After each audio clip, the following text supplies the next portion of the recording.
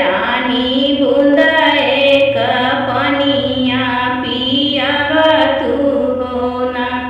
कैसे के पनिया पियाई राजा पुतवा होना। राजा जतिया तमोरी जोलाहिनिया होना। राजा जतिया तमोरी जोलाहिनिया होना। कान सोहे बलिया तनक में नाथुनिया होना। रानी जतिया बतायु जोलाहिनिया होना। रानी जतिया बतायु जोलाहिनिया होना। जब तू राजा पूता हम पे लोभान होना। राजा हमरे जोगे चुनरी लियाया होना। राजा हमरे जोगे हरवा गढ़ाया होना।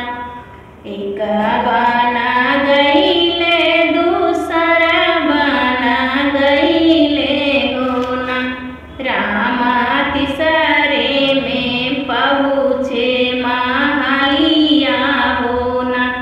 रामा तिसरे में पहुँचे महालिया होना।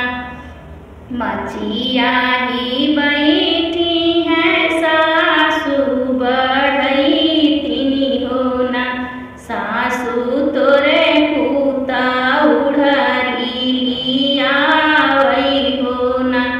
सासू तोरे पूता उड़री लियावई होना।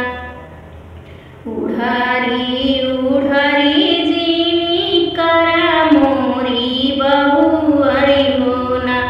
बहुअरी उड़री ताहनी गोबर कढ़ानी होना। बहुअरी उड़री ताहनी गोबर कढ़ानी होना। उड़री ताया वही पालनी चढ़ी बैठई होना। रामा बियाही बनवई जेवन हरिया होना। रामा बियाही बनवई जेवन हरिया होना। जीवन बैठे हैं राजा एक पुतवा होना। मैया झुके जेवना नहीं बनायु होना। माइया झुके जेवनवा नहीं बनायु होना। आहारा के रोटिया करे मुआ के सगवा होना। राजा उड़री बनावई जेवन हरिया होना। राजा उड़री बनावई जेवन हरिया होना। जीवन बैठे हैं राजा के पुतवा होना।